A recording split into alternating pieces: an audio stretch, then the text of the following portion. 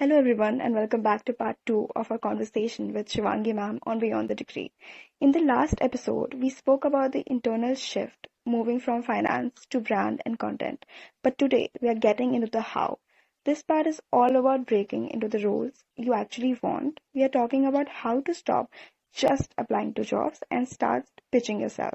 What really goes on behind the scenes in marketing teams at companies like Zomato and how to build a LinkedIn presence that actually feels authentic, not forced.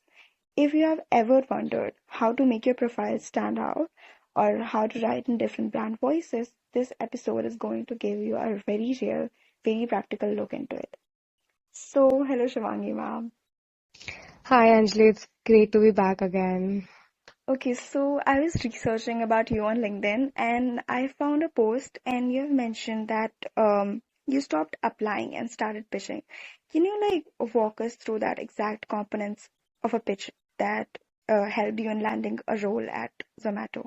You can also give a 30-second elevator pitch for an example for a better understanding if you want to.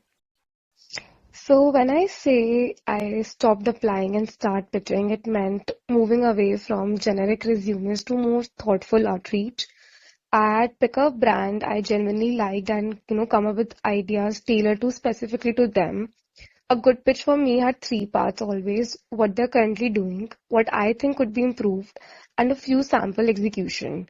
It showed that I had already started thinking like someone on the team after me joining them. It didn't have to be perfect, but it had to be relevant for them enough to for me getting noticed. And that instantly makes you stand out because now you're not just asking for a role, you are also demonstrating how you can add value. For example, somebody who is applying at Zomato can definitely, as I mentioned in my last conversation as well, can definitely try to break one of their existing campaigns or maybe just try to think of some new ideas for their future campaigns. Let's say Raksha Bandhan is approaching and they try to pitch in something like how people usually on LinkedIn try to write some notifications to get into the copywriting team. So that's the kind of effort that is required if you want to land a role or an internship opportunity at such big companies. Right, understood. So, what is the most common mistake you see students make when they reach out to you or even other professionals on either LinkedIn or TopMate? That's a very interesting one. The most common mistake is being too generic in the outreach. I also used to be, but not now anymore. Messages like, "Hi, I want to learn from you," don't really give any direction or context why the person is actually here. It's better if you come to me directly, tell me what's your purpose, what's your motive. I'll be able to help you better rather than just me wasting time with you for 3 to 4 days and figuring it out why have you reached out to me. So, you know, if you show interest but not an effort, it is not working out. What stand out is when someone is specific, as I mentioned, what they liked, what they have already tried, or what exactly they need help with. Even a short message can feel very thoughtful and if personalized. Also, a lot of people ask for like too much upfront without building any context. I think that's where most of us people like us really get off. Start small, make it easy for other person to respond, and focus on creating a genuine interaction rather than just asking for a help. All right, so there is supposed to be a balance between directly what you want and just giving a too generic message, sending out the Absolutely. right. So you have also worked on the Pongal campaign for Zomato. How do you go about researching regional insights so the marketing feels authentic rather than forced? Yeah, Pongal was definitely one of the very interesting campaigns I had the opportunity to work with during my time at Zomato.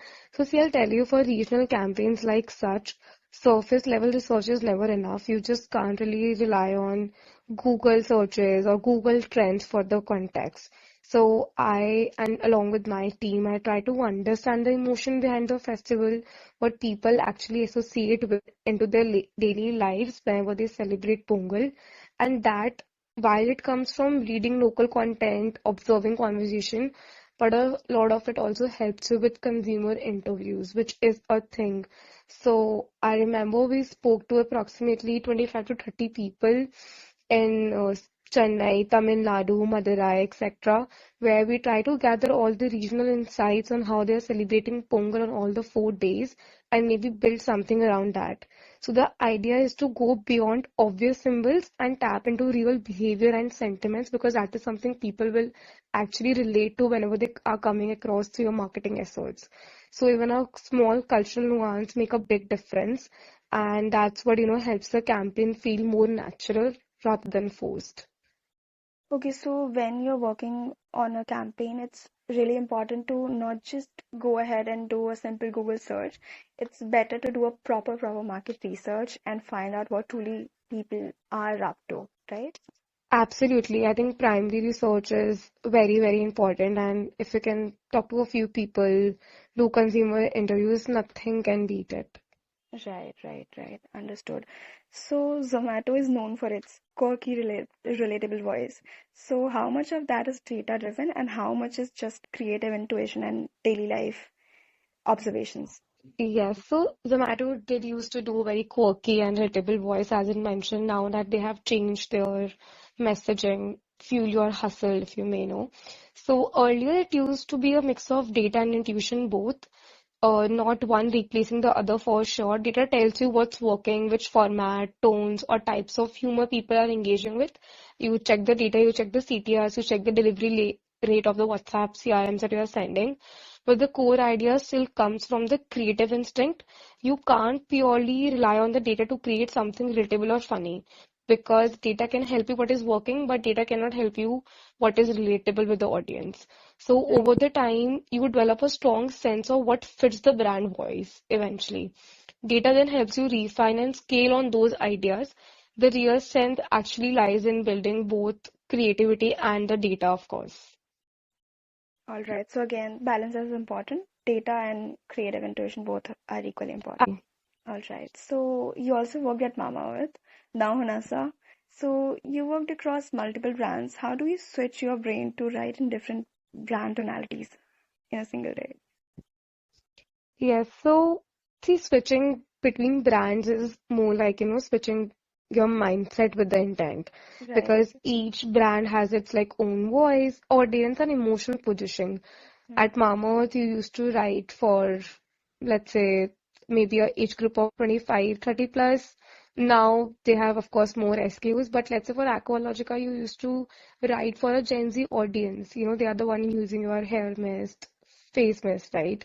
Right. So it's more about understanding the TG first, or whom you're targeting with your push notifications, with your emailers. So before starting to write anything, I take a moment to reset and think about who I am talking to and how the communication should feel. Sometimes revisiting the past content helps get back into the tone very quickly, and this is what I also used to do. But over the time, you build that flexibility as a skill that you fit in yourself with the different brands you're working with. So it becomes a more of a instinctive with practice. But the key is here to stay very conscious of the brand identity. That should not be missed at any point of time. Even if you have understood the brand tonality and the brand voice, you need to be very, very careful about the brand identity, what it stands for, and again, what kind of content the audience is relating more to. I cannot maybe very pitch in or very forced or rightly something for a Gen Z audience because they are very smart. So I need to tell them what they are getting out of it instead of telling them just buy this. So it's better not just to write, but understand all of these things very holistically and again, be very conscious of the brand identity and not just focusing on creating good copies, etc. Okay, so keeping your target audience in your mind, with that, it should be aligned with the brand voice and how the brand presents itself. It's really important to keep that in mind when you're working with a particular brand, right? Yes, Okay, so now you are at Bella Vita. So what does brand and content look like at a senior level compared to what you were when you were an yes. intern? It's been a long journey, I'll tell you, because there has been like too many shifts in the role and in the companies and in the different industry also. Bella Vita is a D2C brand in a beauty and wellness care. So, comparatively at a senior level, the role shifted significantly from execution to direction. earlier I was more involved in writing, posting, executing campaigns, while all of this is still there. But now it's about setting the overall narrative and guiding the team's thinking. How do I drive the team to work in a particular direction? So you're not just asking what to post, but what the brand should stand for in the long run. So there is also a stronger focus on the outcome and impact, I would say, and not just the execution. You think more about consistency across the touch points and scalability of the ideas.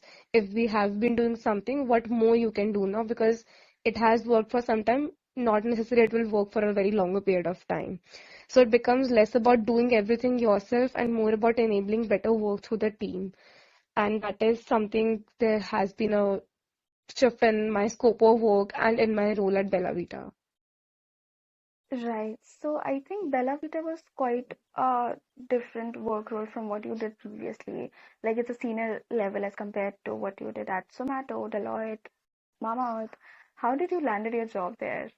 Like what was the process that you followed? Yeah, And if I like had in to personal be branding, what was it? Yeah, if I had to be honest, how I landed, so I reached out, like I cold reached out to the chief business officer at Bella Vita.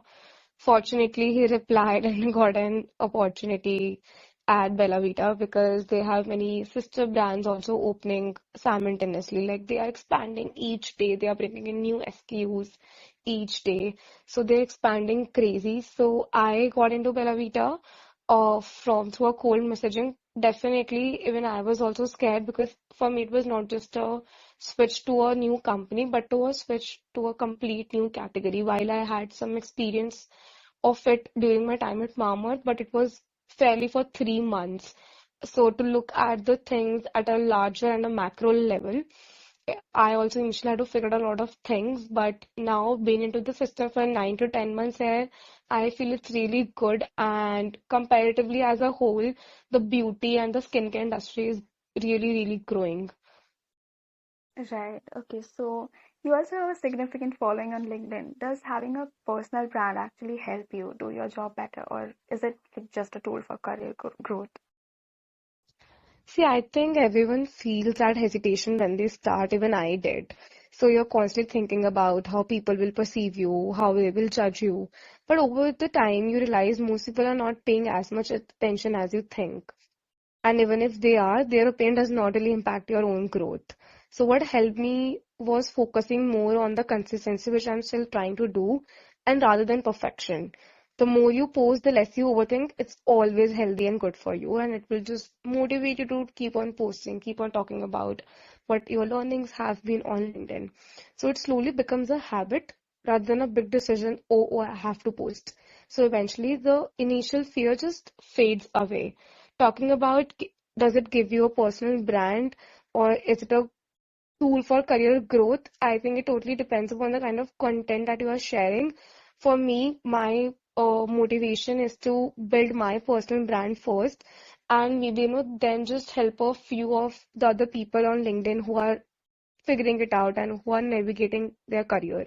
So I do not see this as a tool growth for my career at the moment. I would be very fortunate and grateful to the God if something happens of that sort, but for me, it's building my more personal identity on a platform like LinkedIn. Right. So you mentioned that instead of thinking way too much, just go ahead and post it. The more you post it, better it will be. So I was asking, so a lot of people are afraid of looking cringe in front of their peers, friends, social circles. So how did you get over that initial hesitation and started posting? Yes, I'll tell you. So once you start posting on LinkedIn, initially you will get a very good reach, like in terms of connection request, of impression. So you will be really pumped up to post more, but eventually it just, starts falling. So the graph is just going up, going down, going up, going down. But as I mentioned previously to you, I think the fear is there, the hesitation is there, but for some time. But I realize that people are too busy with their own lives and they actually do not care that much. Somebody who is caring will not judge you. They will directly come to your LinkedIn DM. Trust me on this. And let's say even if they do notice, it does not really affect anything meaningful in your life. You were just here to post something on LinkedIn which you felt was right. Do not share something which is not factually right, of course. Share something which is meaningful to you first and to the audience who is reading your post. Someone who is noticing will come to your DM, and that should be all for you. So what helped me was shifting focus from how will this look on Instagram to something I am learning something by doing this. So what is, if you keep a motivation as yourself first while you're posting something, you will always get something for yourself first and then for others, right? You would, over the time, you would know what to improve in your post. Let's say, for example, I have learned that the starting two lines really matters a lot when you post on LinkedIn, because this is what drove the people to actually read your entire post. So eventually, your focus should be shifting to this. What is one thing I'm learning from this post today? And I started treating content like a practice and not a performance, and not judging them on the basis of impressions, comments, reach, etc. The more I posted, the less pressure I felt to be perfect. And eventually it just becomes very normal and the fear slowly disappeared. Okay, so it's important to change your priority from what people will think to what actually you are learning throughout that whole process. It's Absolutely. I that think the important. only priority should be to just be consistent with your posting. That's it. Right, right. So, for a student who feels that they have nothing to share because they haven't landed any big internships yet, they've not done anything crazy yet. So, what should their first five posts be like? What should be it about? And how do you document the journey when you're still at the starting line? I think that's a very great question, Anjali. So if you feel like you have nothing to share, the best place is to start your current journey. Your first few posts can be about what you are learning, what you are observing, or even what you are experimenting with, right? Or even, as I mentioned, just start putting it out on LinkedIn with a new campaign idea for a company you thought of while you were applying, maybe. So that are the good touch points you can start with. You do not need big internship or achievement to begin with. As I mentioned, also, you can, again, the things I mentioned for a student, let's say with zero internship, he or she can literally go out on LinkedIn and just can build on a campaign, share a small insight, and document their progress. They can even start a series of me applying into internship day one of 30, right? Or me trying to be consistent on LinkedIn for posting day one of 30. So this is the kind of content you should be putting it out even if you have nothing to share. It does not need to be something extraordinary. The goal is to start building a voice and getting comfortable with sharing at the first place. When you document your journey, you naturally create value, something out of it. Maybe people will start reaching out to you. How did you thought of this particular idea? It's so amazing, right? So I think to conclude on this, because there is always someone who is, a step behind and can learn from your process for sure. Right, I absolutely agree. And I wanted to add up just one more line that instead of not doing anything, it's better to do something and put yourself out there and yeah, achieve things that you want to instead of just thinking that what will people think and what will society say. Absolutely. I think you're absolutely right. Just start with it. I learned this from my mentors Mm-hmm. that if you don't try it, you don't do it. So it's better you try and figure it out what is working and what is not working. And ना तो अभी भी है. Right. It's better to try and fail rather than regretting it that I should have tried it. I should have at least tried it once in my life. So it's better to just try it, go ahead, do it, fail. It's okay. It's absolutely fine. Absolutely. Agreed. Right. So I think we can wrap up our conversation with this question. Anything that you want to share that we can add up in our lives? Just one last line. If there is one thing I'd leave people with this podcast, it would be don't wait to feel ready. Most of the clarity, confidence, and direction comes from when you start trying. So whether it's your career, content, or any opportunity, the people who move ahead are usually the ones who just begin one day. Right. I absolutely agree. So yeah, this conversation really shows that what modern career building looks like. It's definitely not linear and it's definitely not passive. From understanding how to craft a strong pitch to simply showing up consistently and sharing your journey, everything comes down to taking ownership of your story. You don't have to wait to feel ready. You just have to start. And that's the biggest takeaway. So being extraordinary isn't just about titles or perfect timing, but rather it's about the effort you put into your work and how honestly you show up. Thank you for tuning in to Beyond the Degree. Now it's your turn. Go out there, start documenting, start experimenting, and most importantly, start putting yourself out there. Thank you.